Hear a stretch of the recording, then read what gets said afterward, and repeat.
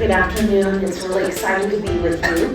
My name is Rebekah Morin. I've been with Lutheran Counseling Services since June of 25. I just graduated with my master's in May. So anyway, I just really enjoy the ministry of counseling. And a little bit of a personal history. I am the daughter of missionaries. I am from Orlando. This is my home state.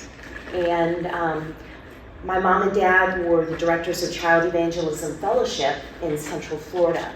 So that's a little bit of my background. And my mother really struggled with depression for about 7 years. It was really difficult for our family. She was clinically depressed for about 7 years, and but my dad continued on through the ministry and through God's grace and through services a lot like Lutheran Counseling Service. My mom came out the other side, still loving the Lord, still serving Him, and so depression is a very personal topic for me. And I'm sure everybody in here has been touched by depression through someone you know, through a friend, through a family member, through a life event. And so depression, when she asked me to speak, I thought, oh boy, this is interesting that I'm getting this topic. So anyway, what I wanted to do, she asked me to talk about depression a little bit and then about cultivating a supportive community. And I can tell by being here with you today that you are already doing that. So this is going to be review for you guys. But I'm excited to be here and just share some things about depression. We're going to just give the definition of depression, show some statistics, and then who is most susceptible to depression. There are certain groups, certain demographics that are more prone to be depressed. Then we're going to talk about the warning signs of depression, what to look for, what to watch for, what to do, how to intervene in ways that are helpful to the person who is suffering. So that's kind of a little bit of what we're going to do. And so I'm just going to start with the definition of depression. And what you need to understand about depression is that in the DSM, that's like the book that mental health professionals use to diagnose all different mental health disorders. There is a wide spectrum of depression disorders.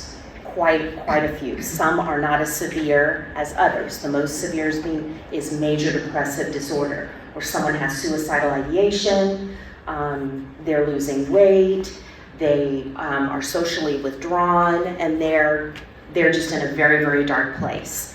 So there's a wide spectrum of symptoms and severity. And so I just want you to understand that as we talk about this topic.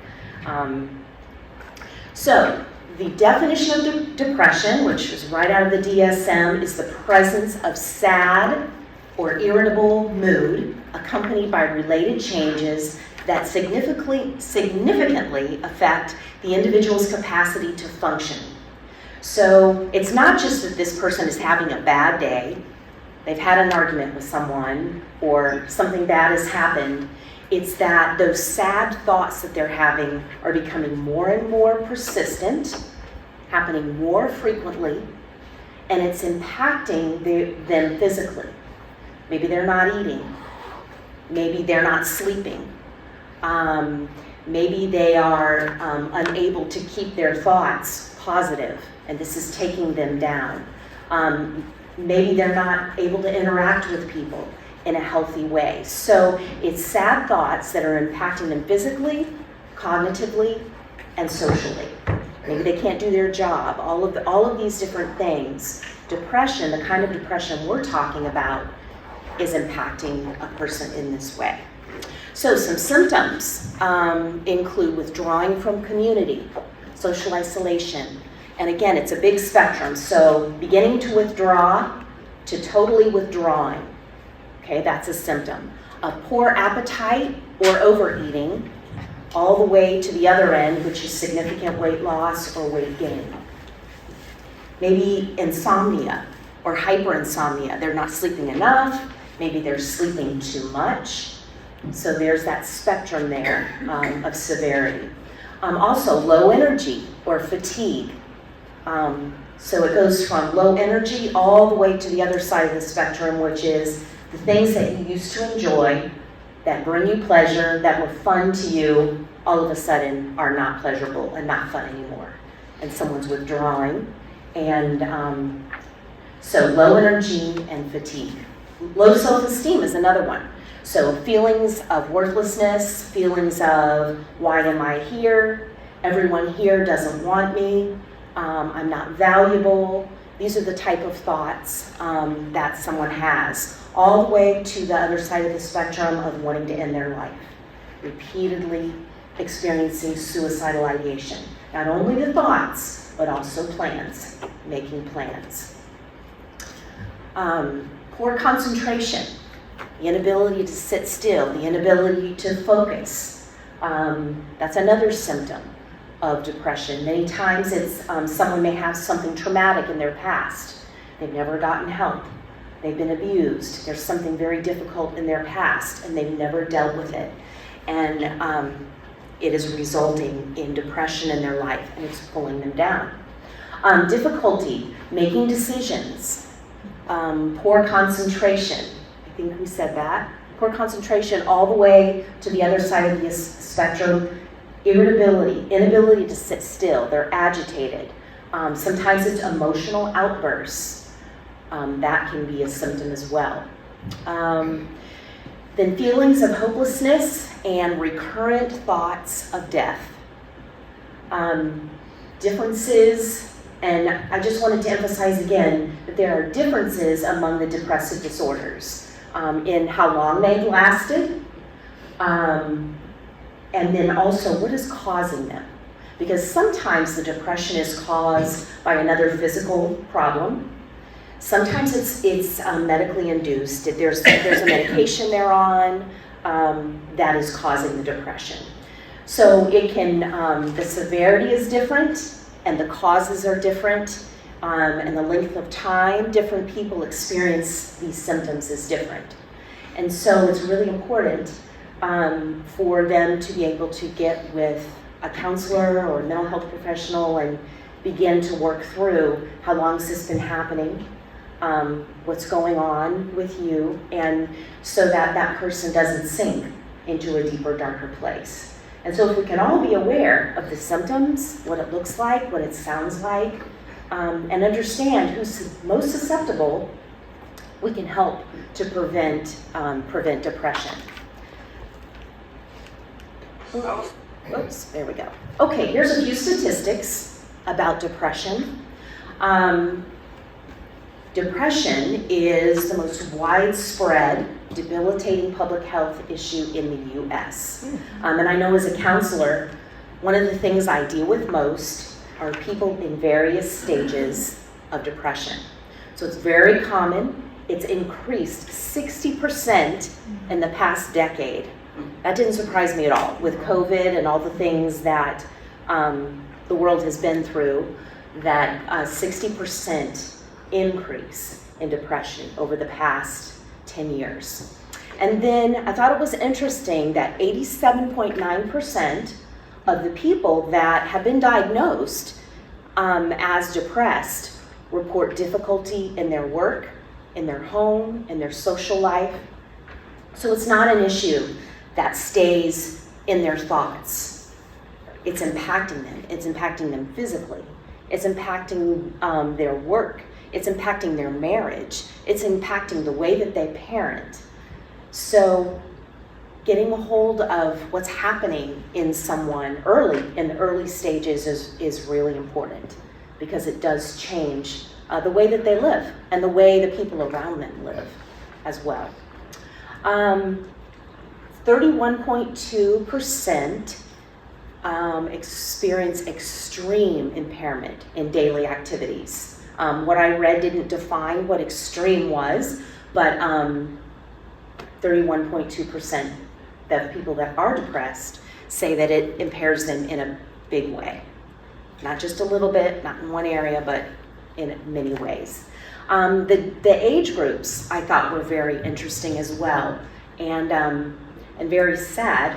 Adolescents, 19.2% of adolescents are depressed, have suffered from depression. 15.4% of young adults, and 18.3%, or young adults, and then 18.3% of adults. These are the statistics for 2025. And it's interesting that a Gallup poll shows, Gallup research shows that there's a connection between loneliness and depression. So for that reason alone, what you do here, your group, where you connect with people, where you try to encourage each other, you're already preventing depression. You're already helping with that because you're connecting with each other socially and supporting each other. So also young and lower income adults have seen the sharpest increase in depression. Again, with everything the world's been through with COVID, the financial pressure on people, younger people are already, when you think that adolescents have had the sharpest increase, and so you have adolescents that have experienced depression, and now they're coming into young adulthood. And so they have experienced depression earlier in their life than most other people have. They're living in an era, in a time, when depression is hitting those that are very, very young. So those are just a few statistics about depression. And I want to move, I thought this was interesting. I wanted to read through this. Prior research has demonstrated that experiencing significant loneliness is closely related to suffering from depression. The current upward drift in loneliness coincides with and may be reinforcing the continued rise in depression treatment among American adults, suggesting that social disconnection and behaviors associated with it remain an enduring and evolving challenge in post-pandemic life. Recent research, for example, has shown a significant link between loneliness and social media use among those who use it for building and maintaining relationships, and in turn can exacerbate unhealthy social comparisons or expose users to damaging psychological outcomes such as body imaging issues, bullying, lifestyle envy that can be harmful to mental health. So close link, loneliness and depression, the social disconnection because of the technological age we live in, right? People are on social media, there's that comparison of images, all of those things are connected. We can't just talk about depression without talking about social disconnection and the loneliness. They're all connected, aren't they? They all go together. I have something to add. Yes, ma'am. Yes. I'm connected with the theaters. Mm-hmm. And all the theaters in this community, they have children's programs. And in the summer, the kids do plays. And they're actually part of the theater all year long. That is the most constructive thing a parent can do with their child, is put them in the theater where they can get involved with the costumes, with the actors, a positive, creative atmosphere. So as far as loneliness for children, that would be an answer for them. Social connection. Yep. Yeah, a positive social connection. Absolutely. So I want to talk about susceptibility, and I think this is a really important part for us. If you have a piece of paper, or if you have, if you want to take out your phone and make a list, we are going to talk about the groups, the demographics that are more susceptible to depression. And so as I'm talking, if you would just maybe think through who you know at church, who you know from the neighborhood, who you know out doing errands that might fit, or you know fits. Maybe you have a family member that fits in one of these categories. Now we know that depression can affect all of us. We're all susceptible to depression. No one's immune from it, but there are some groups that I want to talk about, because due to a combination of biological, psychological, social factors, they are more susceptible. And I think it's important to prevent and in treatment to know who to watch out for and to recognize those signs. So if you see them in someone, you can say, hey, how are you? And, be able to strike up a conversation, be able to talk, be able to listen, and to know what to listen for is very important. So I hope you'll write these down as we go through them. First of all, gender. Women are 50% more likely to have depression than men.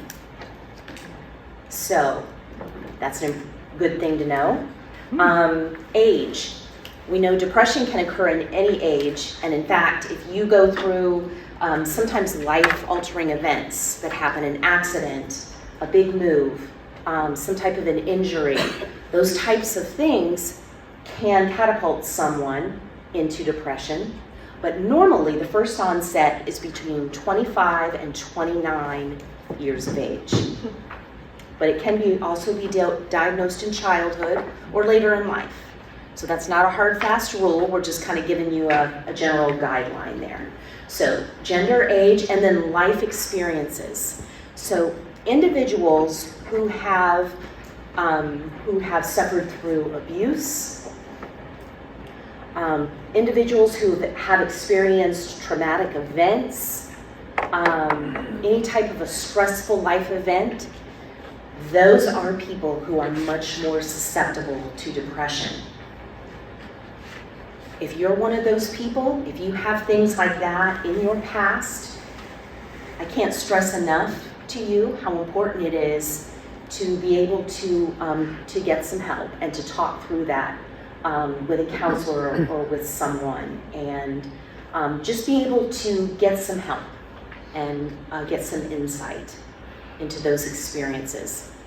Also, personality traits. Certain personality traits that have high levels of neuroticism in them, people who ruminate on things, think about things over and over again, people who tend to have more negative thoughts. Some personalities are just more bent toward depression. So those people are definitely in the susceptibility category. So I'm going to pause for a minute and just kind of give you time to think and write. And then I've got another screen of groups. Any comments anyone has or wants to share at this point? Yes? I had a father that was suicidal alcoholic. Mm-hmm. I grew up with this. Mm-hmm. And he was funny, he was successful in his work. Now, I come to Florida in the 80s. He's like 83. I come home from work, he cuts his wrist. There's blood everywhere. And I said, Daddy, why do you do this? He said, I don't know. It's something just grabs a hold of me and I can't control it. And then I put him in circles of care for a week. So he paints pictures. He was an artist too. He paints pictures for the nurses and tells jokes to everyone. But he never did it again after I put him in circles of care. So because I drew a line and said, this is not acceptable in our society, you can't do this anymore, he didn't. But for the 80 years before that, he always did it. And I'd be interested to know what circles of care, what type of therapy, and how they worked with people there. They did nothing for him. They had him for a week, they did nothing.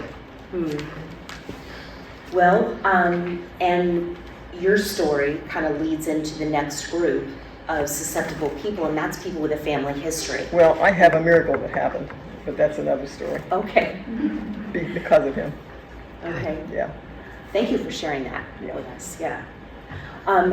If you have a family history of depression or mental health issues, that makes someone much more susceptible to depression as well. Socioeconomic factors, if people facing economic hardship or social isolation, those that are immigrants, those might fit in this category if they feel isolated. Also chronic illness. I was chatting with a lady this week And she has a couple chronic illnesses, and she was describing her life to me, and I said, you are like Wonder Woman. She keeps up with 8 kids, and she's got 2 chronic illnesses, and is just carrying a very heavy load. And if you know, if there are people in your life with chronic illnesses, these are people that would fit into that category, that you would want to just be really cautious and watchful for them, looking out for them. Let's see. Genetics, we talked about family history, but it is true too that environmental influences are equally important. And there can be events that just trigger depressive disorders. And you may not have any understanding of why an event has triggered a person. And that's why they need to sit down with a counselor, sit down with a mental health professional and get some help and talk through things. Okay, so warning signs. What do I watch for? If someone fits in this category, if I'm concerned about someone, what do I need to watch for? So if you see someone that's withdrawing from friendships, so you don't hear from them much anymore. You used to hear from them, but you don't hear from them anymore. Maybe you see them removing themselves from relationships at school, relationships at work. That's a person that you would want to be cautious with that person and just ask questions. Drop in grades or work performance, something sudden. A change in life perspective. Here's a positive person, but all of a sudden, for some reason, very negative. Something's going on there. Anyone that's talking about death, that's talking about ending their life. Maybe you see them giving away prized possessions or talking excessively about death. That's another symptom. Anyone that's overly emotional or irritable can swing in either direction. Exhaustion, agitation, mood swings, hopelessness. All of these things are things that are symptoms. They're warning signs that something has changed in a person. So these would be things you would definitely want to watch for. And the question is, if you're seeing these in someone, what do you do? What do you do? What is the right thing to do? How do you approach someone? Sometimes it's how we do something, how we say it, how we approach someone. So I wanted to just give you some ideas, give you some thoughts as a counselor and as a fellow believer of things that I just feel are important. I'm going to start at the bottom, just because we're a community of faith, and I want to qualify what I'm saying. When you're dealing with someone that's clinically depressed, they have a medical problem. And I have seen situations where someone responded to someone that was sharing something deep, dark depression by reading them scripture.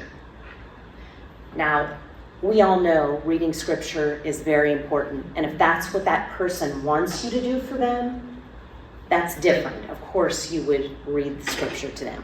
But what I'm talking about is when someone is sharing a deep, dark place where they are, suicidal ideation, traumatic events, and someone who's meaning to do well, who wants to help that person, but they reach out in a way that isn't helpful at the moment.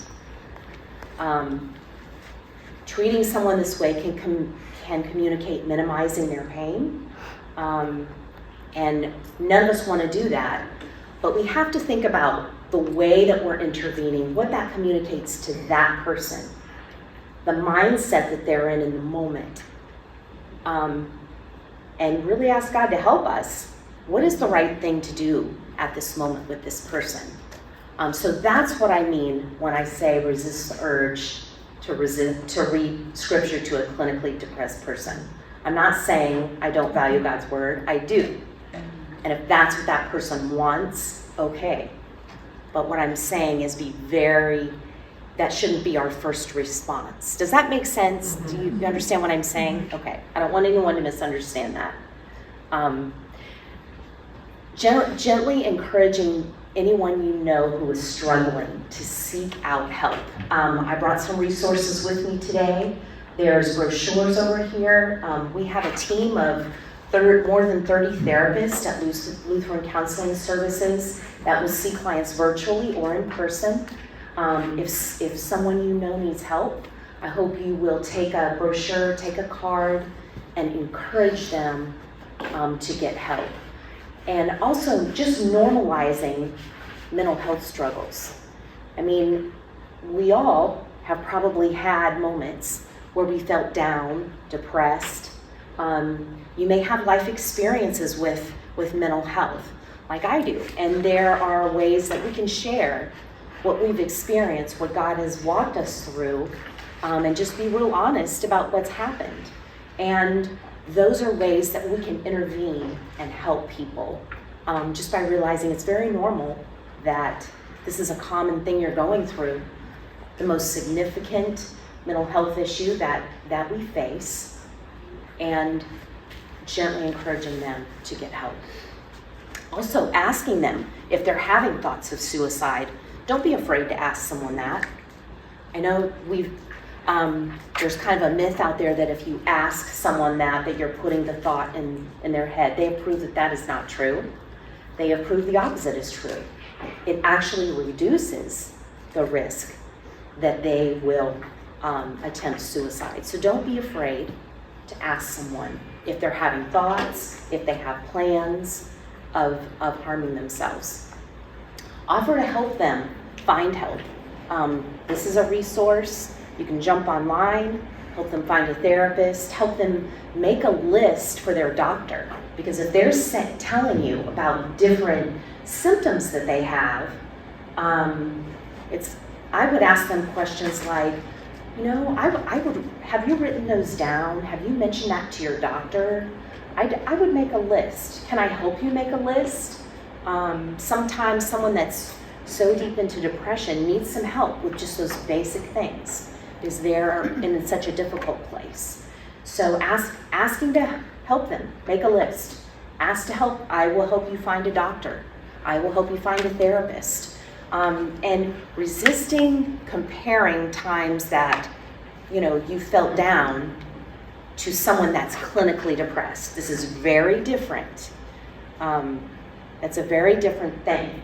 And I just want to emphasize that it's a very different thing to be clinically depressed. That's a medical issue. And it's very important that if someone has trusted you enough to start sharing the clinical depression they're suffering with, first of all, it's awesome that they're sharing, and you want to respond in a way that encourages them to keep sharing and to go get some help. They may be testing the waters because there's other things that they need to tell someone, and they've never told anyone before, but for some reason they're talking to you. And so I just want to emphasize how important it is to respond in the correct way, right? And encourage them to seek help. I think I've covered, is there a question? Yes, ma'am. You talked about clinical depression. Can you explain more what that is? So clinical depression, it's a person that's experiencing suicidal ideation. They have been experiencing that for a year to 2 years. They're probably not eating. They are, they're having thoughts of harming themselves. They're just in a deep, dark place. Low self-esteem. They either lose quite a bit of weight or gain quite a bit of weight. But it's a lot of the difference is the amount of time that they've been experiencing it and the severity. So if it's been several years and it's persistent, Yeah, yes, ma'am. Yeah, I have some handymen that come out of jail Mm-hmm.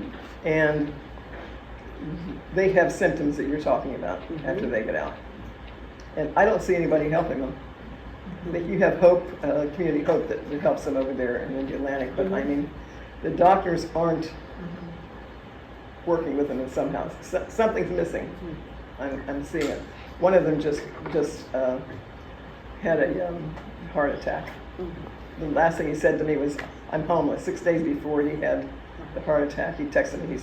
So we're missing something in our health somewhere.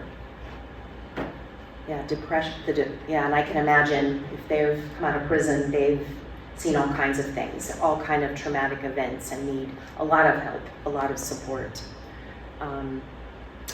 Okay, so those are just kind of some interventions or a way to intervene. This is my contact information. If you are, yes ma'am, were you? Okay. We all know to encourage somebody to go to get some help. And what happens when that person refuses to go get help? Where do we stand in as Christians? Yeah, that's a good. When does it become a pity party? When does it become reality? When do I get more attention because I'm sick and depressed than if I was healthy and had low self-esteem? You addressed that. Sure. First of all, the age of the person matters. If you're dealing with a minor, and there you've got a minor sharing these things with you, and you can tell that you see the symptoms of depression in the mind. This is a minor, so they're under 18, they've got a parent that's responsible for them. A good question would be, do your parents realize that you're going through this, that you're suffering with this? Could I go with you and talk with them? So that's if it's a minor. I would definitely be contacting the parent, and a counselor is a person that's going to confront that person with the things you just said, Teresa. They're going to help them understand that they've been given, they've been given opportunities to get help and get support, but they've got to respond to that. And I think your question was too, what do we do as a community of faith when someone just refuses to go get help? It's hard. Yeah, and I think being educated about, that you're educating yourself about these things, being able to share with someone, look, do you realize where you're headed if you don't go get help? Having those kind of conversations with someone. If they're continuing and they're not going to get help, do you realize where this road that you're on is leading? It's not getting lighter, it's not getting brighter, it's getting darker. And you just continuing to gently encourage them to get help. We can't make them, right? None of us, we know that. We can't make people do what they're supposed to do. And even if we cultivate the most wonderful, supportive community, we can't control someone else's choice. We can only control us. We can't control if they choose a dark path, if they choose to end their life. And if you're in here today and you're dealing with that issue, because some of us may be, that we've had someone in our life make that choice, and now we're dealing with all the emotions and the guilt of someone that has chosen to end their life. I hope that you will get some help for yourself. Come and talk with someone, let a counselor help you and work you through it, because we can't control those people. We can continue to say, hey, you need help, we want to help you, but you've got to make that choice. I would just handle the minor very different than I would handle an adult. Does that make sense? You know what I'm saying? Yeah. Okay. I think this lady was next. Go ahead.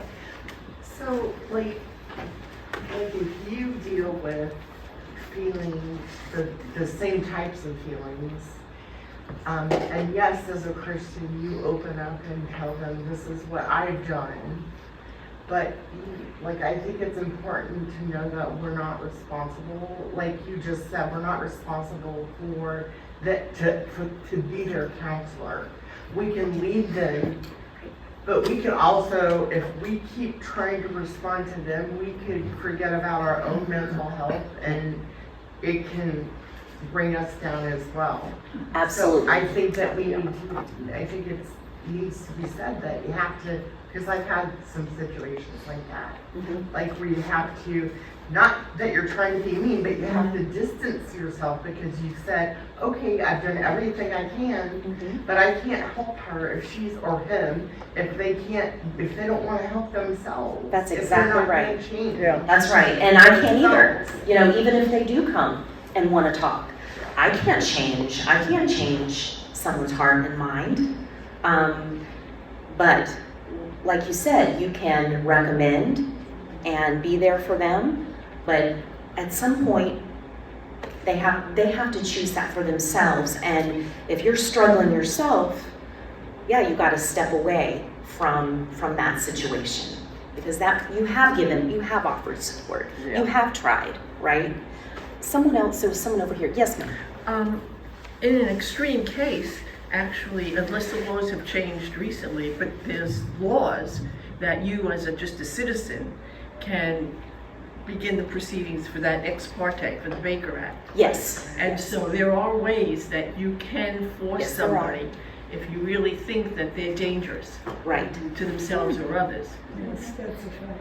That's Yeah. right. So, I mean, in that case, you would be taking somewhat of the burden off yourself as an individual and moving it on to the more of the system, the mental health system. Right, and it would take a licensed mental health professional to start that Baker Act. Not necessarily. process. Yes, but we have to fill out a form in order for them to take. 3 citizens can initiate an ex parte and bring it to the courthouse. At least that's the way it used to be.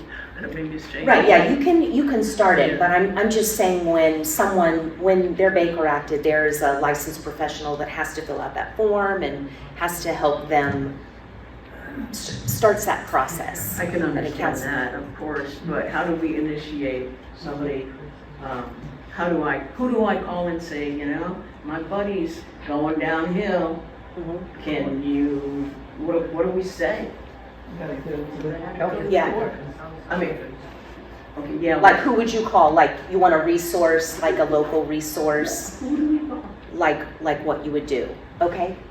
And I will, maybe what I can do, I can get a list of resources, behavioral centers, things that, for your area, ways that you would go about that and handle that. I will send that so that you have that resource. Because that's a good question. I mean, you So can, this lady right here, you say 3 people can Yes, ma'am. can ask for it. You would call Who do the you ask to courthouse. Baker At least Act? that's the way it used to be. But who do you ask? You would call the courthouse and you would speak to someone there and they would tell you what to come and fill out forms. And, yeah, and you fill out the Right. forms and then it goes to the judge, and then if they think the person is dangerous, the police go out and pick the person up and bring them to the mental health center. Even if you're not a licensed, Exactly, 3 people, really. or maybe okay. 2 if there's a Well, and family if member they're in involved. the act of trying to harm themselves and the police think that, the police can Can do actually it. That's take them to another the way. hospital and make her after. But that's when it's already pretty far down the road. right, Right. right. This is when you see your neighbor out in the middle of the street naked at 2 in the morning, Yeah. you know? I was getting my paper. This lady was going to say something. I have a friend, she was Baker Acted twice, once by my family. And she had lived alone, an elderly person, lady, and she had a UTI. And distanced herself from the people that knew her, which I was one of them. You got a lot of friends, but there are very few friends that really know you.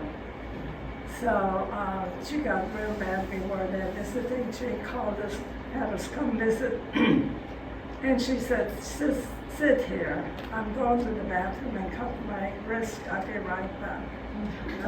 So I got shook up. I called my son-in-law, was a policeman, and they came and they Baker Acted her. And he called police to come pick her up immediately.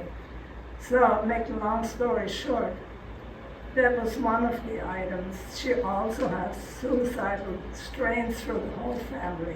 Her brother committed suicide. There's a family history. And then she was in a home and tried to do suicide again after that. So it's been a long battle, and now she is okay. But UTIs in old people. Yeah. Yeah. Yes, if you all are not aware of that, a UTI can present all kinds of mental, Yes, it can. different, if someone who's just fine, all of a sudden they're not Right. fine. Just It's a UTI. I have something to say before you move on. Yes. I tell my guys that I have handymen. Everybody's responsible for their own happiness. You can't blame your mother, you can't blame your father, you can't blame your husband or your ex-wife. You have got to take responsibility for your own happiness. Do it. That's it. And then after that, I don't hear any more from them. I don't hear any more complaints. But people need to be telling people that, because everybody likes to blame somebody else. That's really good, thank you.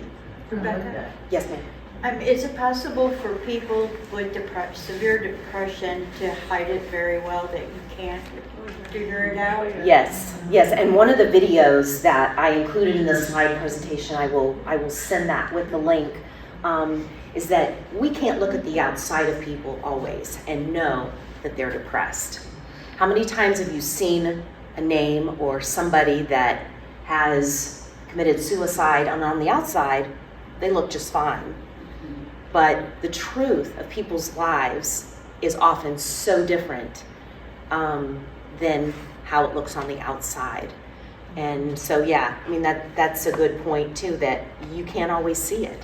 And I know for myself, I had a child that was Baker acted and that was put in a behavioral center. And, on the outside, things looked fine. And that was frustrating for me as a parent when it seemed as though we were on the right track, we were doing the right thing, and here, I'm ending up following an ambulance to an emergency center with a kid who has, decided to try to end their life. So just because the outside, you can't always go by the outside. And just to say a little more to what you said, Teresa, we can't, once you give people resources and you have tried with them, just being able, like you said, to back off, and they've got to decide. That's not something that we can control. Any of us can control, and I can't either. So thank you for participating, and for all of you that have shared. It makes a big difference. Yeah, we've got to accept that people who are mentally ill are mentally ill. There's nothing we can do about it. And anytime there is an emergency, you dial 911. You dial 911. And for Yeah. Florida, it's 211 Yes. for children. 211 for children? Okay. Yeah. Yes, ma'am.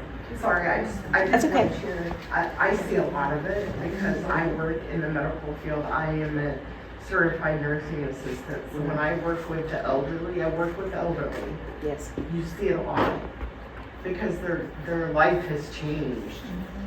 The whole, every independent thing that they lose, that is just another thing, Yeah. a loss. And, Right. and It's a grief. It's Yep. a grief, and their Yep. mental state changes. Like, when you lose the ability to drive or Yeah. anything. Yeah. you Just to know, go to the bathroom, just- one. yeah. It's a real, yeah. Yeah. What do you Yes, think ma'am. about if there were 3 people who thought this person had a real bad depressive situation, doing an intervention? Do all 3 people get together with Susan and say, Susan, we're noticing that you're stuck in a rut? What do you say? Yeah, I have never been involved. I know that those kind of interventions happen. I've never personally been involved in one. Call That the I'm not police. sure. Call the police. Yeah, if there's an emergency, we need to. No, it's not an emergency. Okay. It's just constant depression. Yeah. What do the three of us do who want to send her to a? But to do that, the triggering thing is, are they dangerous to themselves or others? No, they're Or are not. they just like what she described, just constantly? You're like Yeah. this lady, Yeah. when she was, yeah, just constantly Yeah, depressed that's and telling different than- depressing stories over and over Yeah. and Right. over and over. That's different than suicidal ideation. Right, yeah, I'm Right. not talking about suicide. Right. I'm talking about how do we help somebody get out of Right. depression. Well, I mean, and even just talking with them and helping them realize, do you realize you talk about this all the time? Are you realizing that this is the only thing that we hear from you? Things like that will help people. Questions are the main intervention that counselors use. Questions that help people realize, oh yeah, I'm saying these negative things all the time, and I'm pushing. My friends are talking to me. I'm pushing people out of my life because I'm constantly talking about something negative. So yeah, using those kind of questions that help people think through what they're doing. People don't go to the theater. That's something, as I get older, that I keep doing because it makes you happy. We need to share with our friends and say, let's go see a show. Let's get out of the house. You have to stay active and have something to look forward to. Yeah, That's how I survive at 81 years old. right. You need a supportive community. Yeah. You cultivate one, Yeah. and that's what you guys are doing here. Is that you are you're trying to support each other and cultivate a place where people. Oh goodness, there we go. Okay, and so that's why these two talks are connected, because this is what helps to support people who are going through any type of a mental health issue. Is to have a supportive community. So I'm going to just go through these quickly. First of all, what is a supportive community? How do we create one? What are the elements of a supportive community? And what does support look like? Okay, so that's what we're going to kind of talk about. And I'm sure as we go through these, when you think about the statistics of who is most vulnerable to depression, that kind of informs what type of small groups, what kind of discussions you'll have. So a supportive community is a group where people feel safe, valued, and connected, offering mutual encouragement, understanding, and practical help during both good times and bad times, fostering a sense of belonging and enabling members to thrive personally and collectively through trust, empathy, and shared commitment. So it's a network that lifts people up, kind of like your name, right? Provides resources and helps individuals navigate challenges when celebrating successes, and built on open communication and respect. So that's what a supportive community is. What you're doing here is exactly that. So how do we create one? So it's start with existing ties, people that you already know, the people around you, friends, family, colleagues, and connections, and work on deepening bonds. How do we deepen bonds with people? What's an idea? Get to know them. Get to know them, yeah. Get to know them. Talking to that person that you see every time you go to the grocery store, you don't even know their name, but they always smile and you smile at them. Those type of people in your life, getting to know them, deepening those connections. Joining or creating groups. What would be, when you think about the statistics we just talked about, the different age groups, what would be a good group to create that would support an age group that struggles with depression? You already have it in your church, probably. Women's group. Okay, a women's group, yeah. Care group. 50% of women are 50% more likely to struggle with depression. Care What groups. else? Care groups. Care groups, yeah, Bible care studies. groups. Yes, ma'am? My husband was a singer. He had Alzheimer's for 26 years. Last year he had Parkinson's. I had no help. I sold his house last year. He died a couple of years ago. I donated $90,000 to the YMCA to heat their pool so we can have Alzheimer's patients and their caregivers and anybody else that's disabled come to the Y 3 times a week to work out. So that's a group. So that's a, and most important, a supportive group for me because I had nobody. And after they heat the pool, they're going to take it statewide, and then we're taking it national. But that's a support group Yes. for people that are Yes. ill and their caregivers. Right. And like you said, you needed them and they need you. Right. It's a two-way street in a supportive community. So if one person decides, I'm not going to share what's happening in my life, that inhibits a supportive community. It's two ways. Everybody needs to contribute. Everybody needs to get support, give support, and receive support. That's part of it. Hosting workshops, kind of like what you're doing today, where people understand different topics that are helpful. Volunteering together, engaging in different causes that you care about. That's a way that you meet people, a way you connect with people. Yes, ma'am. Hosting a movie night. Hosting a Every month. movie night. Good. Okay. Does anybody else have a creative idea? I do that. What about youth group? Because the highest group, the highest percentage of depression was adolescents. So a youth group. I hope your church has one where your teens can go, they can connect, they can get support. Very important. Very important. Young adults, they were a high percentage. Having a young adults class, a career class, a young couples class, all of these things, these are all age groups that are important. Absolutely. Any other ideas as I'm reading these? Feel free to raise your hand if you, yes ma'am. We have, at our church here, we have a program called Faith Place. And Faith Place is for people who are needing to be watched and supervised. And their caregiver, it gives them 2 hours twice a week to go do something and leave them with That's nice. That's really personnel. nice. And they are allowed to talk, they have fellowship, and a lot of times things come out. And there's usually a pastor present who hears this, and then it can be taken care of in that way.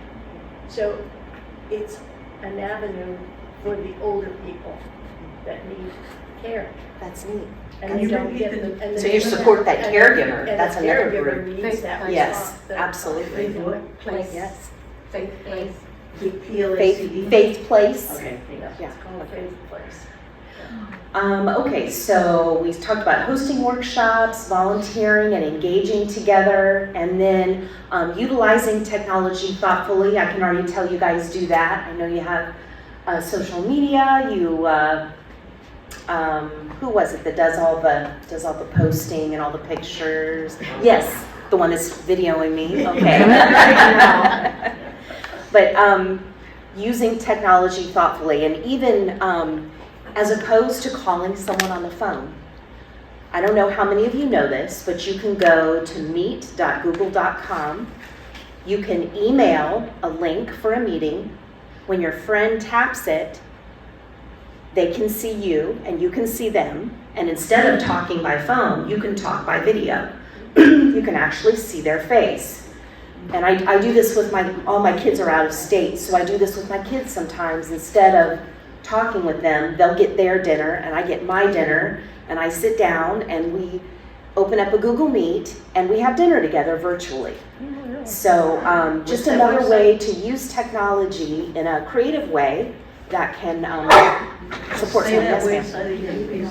Oh, it's meet.google.com, and you can just join that. You can send a link, you can email a link to someone.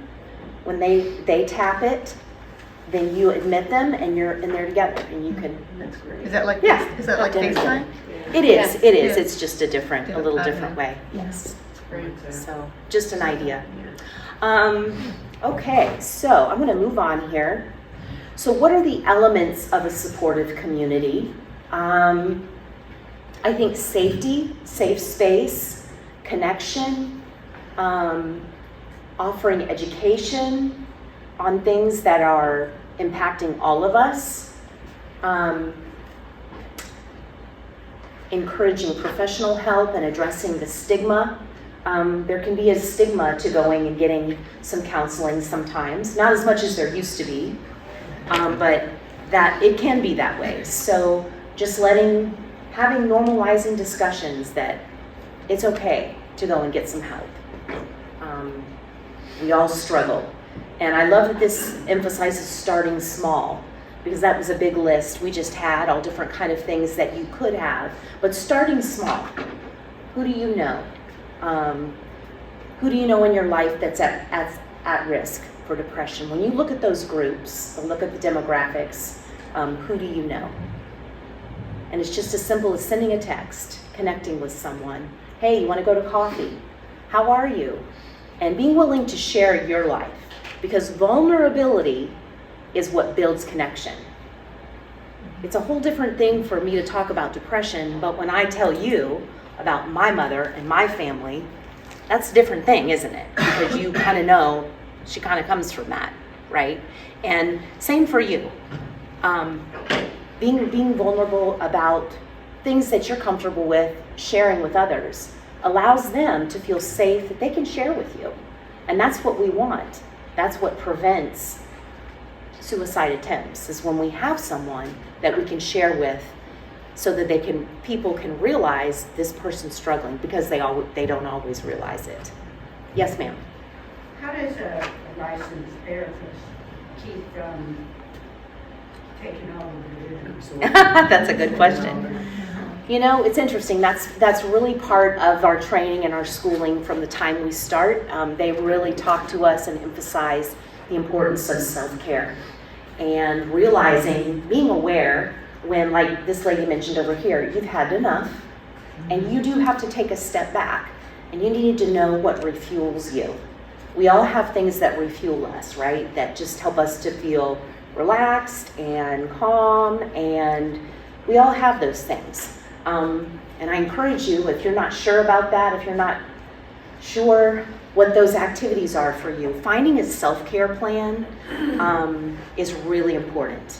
That's part of what a counselor would work on if you were in a session, helping you understand, one, what does it feel like to you when you've had too much? You can't do it anymore, and you need to unplug.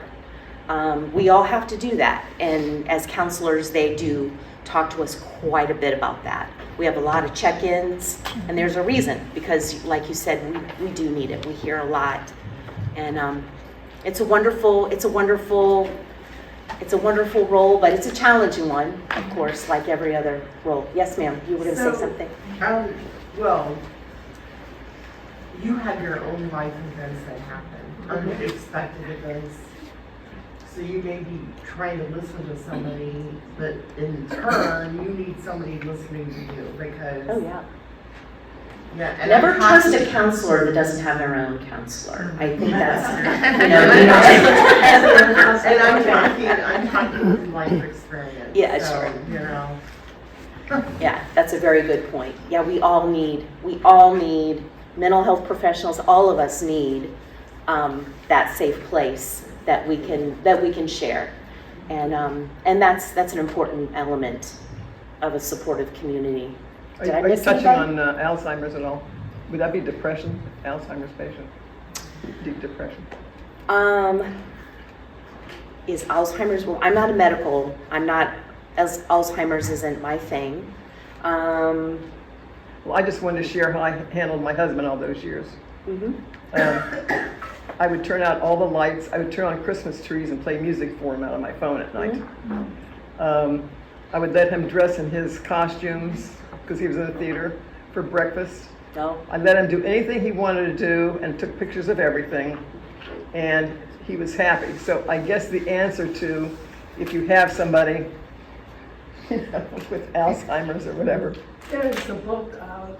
you know, make them happy. That costs me yeah. nothing. I mean, Right. He went That out cheers him up, and that. He was ready to go out to breakfast every morning with, here he is, I taught him how to read one of those places at Target. Here we are at the theater. I'm dressed up like Cher. You have to have That's fun. quite an intervention you have there that you're. Is that what it's called? I don't know what it was called. Well, that But worked. I had a ball too, it's Yeah, just, yeah. we had fun. Oh, he got his nails done and a pedicure. I thought he was going to die. He was so happy. He was 83. So you just have to have fun and do things together. Yeah, that's part of taking care of yourself, is knowing what those things are that are fun to you, fun to him, and doing those. She wants to mention something over here. She has something to mention. Oh, I'm sorry. I missed somebody. Yes, ma'am. Getting back to Alzheimer, Yes, ma'am. the governor of, not Minnesota, Minnesota, wrote a book on that. And he shared the first 50 years of his marriage. And then when the wife got Alzheimer's, he was at loss. And so he learned to live in the now, just as she did. Yeah. Learn in the now, live in the now with a person, and your load is so much lighter. There's a book out by the governor of Minnesota. Oh, Yeah. And I dress them in beautiful clothes, so every I'll see if I place can find that and email it out with the other resources. And I'm going to send. That sounds good. Every place we went, I dressed them in beautiful clothes so people would compliment them to get them talking to people. So conversation is very important to Yeah. get engaged. That's social connection. Yeah. Okay. I believe that, I'm sorry, because I've worked with people that have Alzheimer's, there are Yes, supportive groups out there that you can get connected with online. There's supportive groups for people that, forgive me because I know that, but I don't know the actual group, but I know there are supportive groups for caregivers that have spouses, that have Alzheimer's. Would Parish know? Parish Hospital? Parish? No. I would imagine they do. I would imagine every hospital would have some sort of resource for that. They used to have a really good group in Merritt Island, the Sunshine House. Oh, yeah, and now they're I over went in... to, when I took care of my husband's parents and went there, they had like a 12-week course. It was great. 'Cause I think gave you so much resources. I think the Sunshine House has moved Yeah, it to moved the, out of to the there. building called Aging Matters. I work with Aging Matters. Yeah, Yeah. The Sunshine House. yes. Yeah. Okay. Well, thank you for mentioning those resources. I'm going to close with this last slide here. What does support look like? Empathy and listening. We've already talked about listening and the importance of asking questions. Asking questions. Someone that's sharing with you depression, asking them, first of all, being present, eye contact, right? That you're there, you're with them, and that you're asking them questions about what they're sharing with you. How often is this happening? When did this start? Why do you think this is happening to you? All of these questions will encourage them to share things with you that can be really helpful. So just a few thoughts on that. Addressing stigma, normalizing mental health struggles, we've already talked about that. And also the vulnerability piece. That support is two-way, right? It's sharing what we've been through, but it's also listening and being able to ask those good questions that are going to draw information out of someone that we need in order to help them. And then, of course, encouraging professional help if they need that. And that is, it's very possible. So the brochures are here, my cards are here. Anyone on our team would be happy to have an in-person or virtual appointment. I think our closest in-person office is East Orlando. I know that's a bit of a hike for you, but we do all see clients virtually as well. So you can look at our website, you can read the profiles of the different therapists on there. If you see one that you really connect with, that you would like to work with, you can call our office. The number's on the screen. The number on my business card is the number of our main office, and they will connect you with a therapist. They will send you the paperwork and for whatever you need. Yes, You ma'am? guys work with insurances, or is it? We do. We have Okay. all, and each therapist is a little different, like which ones they take. But we do now accept Medicare, so that's good to know as well. But they take a lot of different insurances. They also have a ministerial assistance program, So if you are a minister, if you work on a church staff, if you're a teacher on a parochial school staff, you qualify for 3 free sessions of counseling. And then there are also grants that LCS has. You can apply for a grant for yourself or someone if finances are an issue. We have people that give to Lutheran Counseling Services for that purpose. They give to defray the cost of mental health counseling for people who are struggling to afford it. So those part of the reason I love working for LCS. They are the kind of organization who would have helped a family like the one I grew up in, and I love what they do.